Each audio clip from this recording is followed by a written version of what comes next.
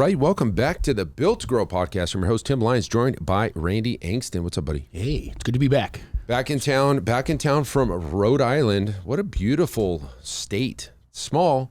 Oh, yes. I'm going to say it's the smallest state. Probably heard that once or, every time. But it's cool when you fly in, you see the coast and all the water. It's like so different, But funny thing is being out west and living in these giant states that we live in. Yeah. We were in Providence at the Perform Better functional 3-day summit, and people are from, hey, we drove in from Boston, we drove in from all these neighboring states, and we're like, how long did that take? Oh, it's like 20 minutes over here. Yeah. Really? Yeah. How's that even possible? 20 minutes, we're not even out of Scottsdale. Yeah, right. Yeah, and we can drive 3 hours in any direction and still be in Arizona. Yeah, in Arizona. It's pretty wild, right? So just the smaller, tiny little states up there. But, the highest density of gyms and fitness is in the Northeast, but same with the population. So it doesn't really surprise me. If you look at a population map, it's like heavy east, it gets real lighter, and then the coast of California is like really dense. They skip most of the westward expansion to the beach. They call it flyover states. Flyover states, yeah. And the funny thing is that's where I want to be. Yeah, man. You know what I mean? So we want to quickly talk about a little bit of a recap and kind of like our thoughts around the industry and the interest around, these topics that we're being presented on. I did have an opportunity to present the Resilient Gym, and there was quite a few gym owners in there. I was very excited to see all the hands get raised when I asked the question. But, talking to Chris Poirier, he's the kind of head of Perform Better, and it's always been like, hey, before COVID, after COVID, and these events have kind of like died off. And he said, this is the first year, like going across all the four of them. He was like, man, I feel like we're back. There you go. Yeah. And being in Chicago at that one and being this one in Providence, it was night and day. It was packed. This thing was well attended. Mm-hmm. All of the sessions were well attended. And if you haven't ever been to a Perform Better summit, I think you absolutely need to check one out. They have 4 topics every hour or every 75 minutes or so. And, it could be, there's some hands-on stuff and there's some lecture stuff and there's some a lot of exercise science around this. There's kettlebell workshops, and it's a lot of stuff, a lot of hands-on stuff for the trainers. Correct. And my topic was, a personal trainer probably wouldn't have got any value if they have no reason to open a business, or if they're just working for somebody. Maybe they wouldn't see value in my talk, but the owners absolutely would. It was, that's who we work with. Yeah, I mean, the only ones that would apply to are the trainers that are an independent business owner, right? You know what I mean? Because at the end of the day, it's teaching cost per acquisition. It's speaking to the systems of the business, not just the performance impact on a client's result. You know what I mean? Yep. So. It was very interesting to me because I would pop my head into the hands-ons and some of the other lectures, and I said, trainers eat this stuff up. Those are the words that came out of my mouth when I was watching a hands-on. Yeah. And they're all working out and they're doing boot camp style stuff and kettlebell swings. Our buddy Kerry was teaching that, and it's wild how excited trainers get to pick up equipment and start playing with stuff and moving around. And really what I think is going on is the trainer brain, if you will, versus the business brain. They're looking for new exercises and new ways to train clients and be a better delivery system, which I absolutely think is perfect for that brain. Mm-hmm. The gym owners were kind of not really ever in those. I mean, there's probably were, but the ones that we knew, they were kind of in these other sessions about business and marketing and stuff like that. Yeah, and that's obviously, I mean, we named the title of that episode Impact, or Interest versus Impact. And I think that's a big, in this industry, you see that being a big thing that differentiates where successful gym owners are able to take the path and where they're able to achieve, what they're able to achieve, versus the things that kind of, they're a lot more fun sometimes. Mm-hmm. They're a lot more interesting, right? The mechanics of the body, getting a client result. You could put yourself in that seat because you really enjoy that education. What is the impact it's actually having on your business or your clientele or things like that or new business, I should say. And, there's a big differentiator. So I think that my big takeaway was, when you're around that many, both trainers and business owners, it was still interesting for me to see which gym owners did end up gravitating towards some of those workouts versus some of the business development stuff. Having conversations with some of them throughout the time, where are the problems in their business? Do they see it from a business standpoint, or is it, hey, I need to go get another certification or a new piece of equipment, or what do I see as the bridge that's going to get my business to the next level? And it's really clear that those that make the decision to go spend their time surrounded by the conversation of business are in a different seat. Absolutely. And I think that, we've talked about it. I know, your presentation coming up is going to speak to some of that at the point where you put your name on the business and you become, you take that personal guarantee and it's success or fail by you and your actions. If you don't decide, hey, I've got to cater away from just the development of a better result for my client, and I got to start focusing on how do I operate and run a business? How do I become a better leader? How do I know my numbers better? Those types of things. Success comes as a byproduct. Yeah, and I was talking to Dan Waymera, who's speaking at our Growth Summit, and he's out of the CrossFit world. He's the founder of Push Press. It's like a membership management software, and he comes out of these events where there's a ton of trainers and CrossFit owners, and he goes, well, what we like to do is do like a workout for the event, and we call it like the event's name gym, right? It's like we give everybody a membership so they can log in and they scan in at the workout. I said, man, the Growth Summit is different. Yeah. The Iron Circle events where we try to do workouts, it's different. The business owners aren't interested in going and working out, and we tried to do a workout last year at the Growth Summit here in Scottsdale with Ben Newman leading it.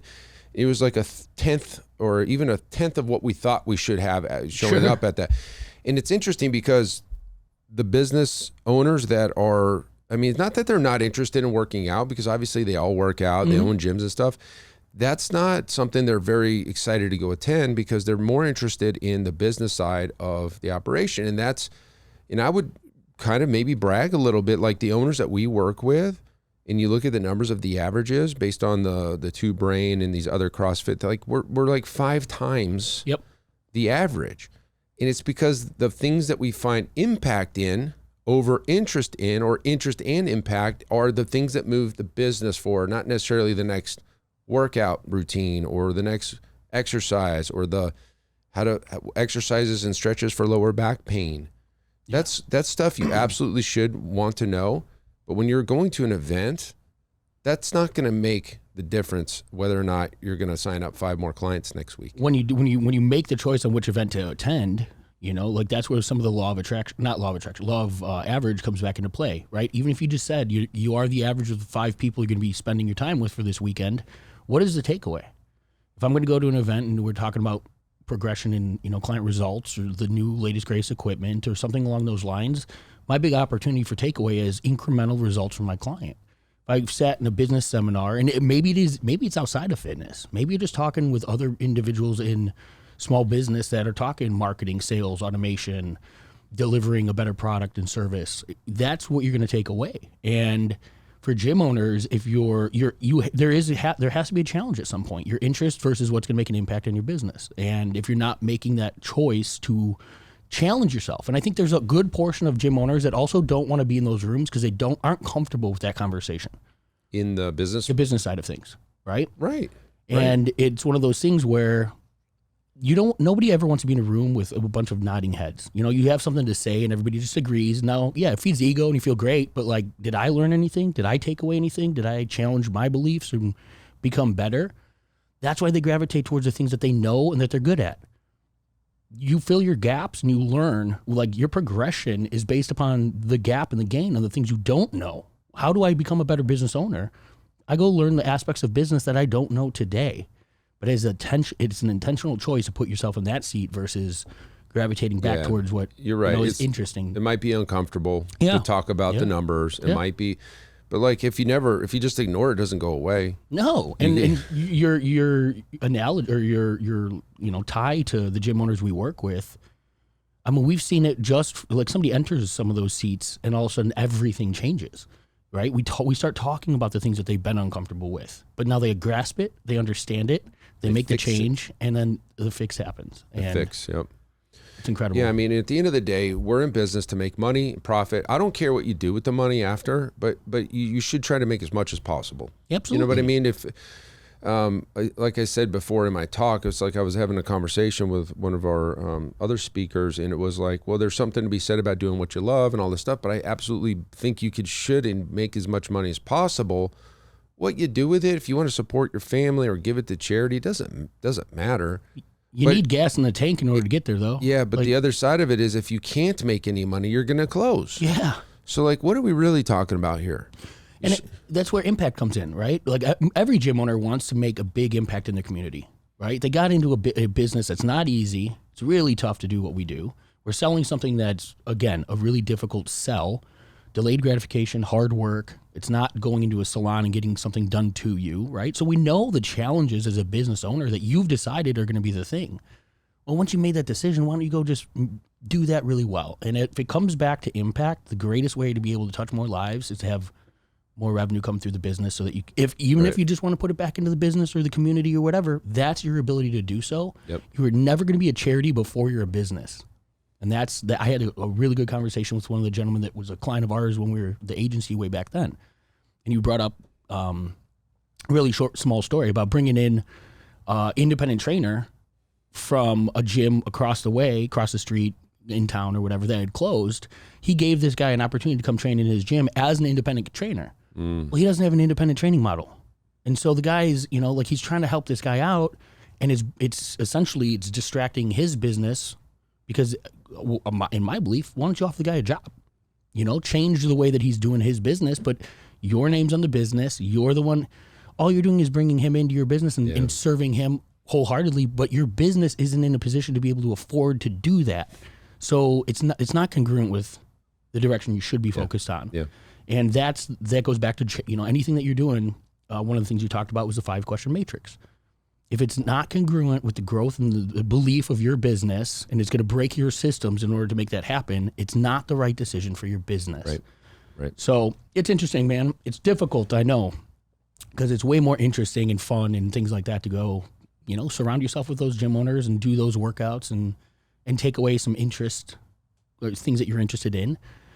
But to make the decision to go after the things that are hard, that you don't know, go fill those gaps. I mean, when we were the agency, what did? We went and we invested a lot of money in to continue our education and marketing and to stay out front of the things that we needed to develop when it came to the business in order to be able to teach others that, as well. And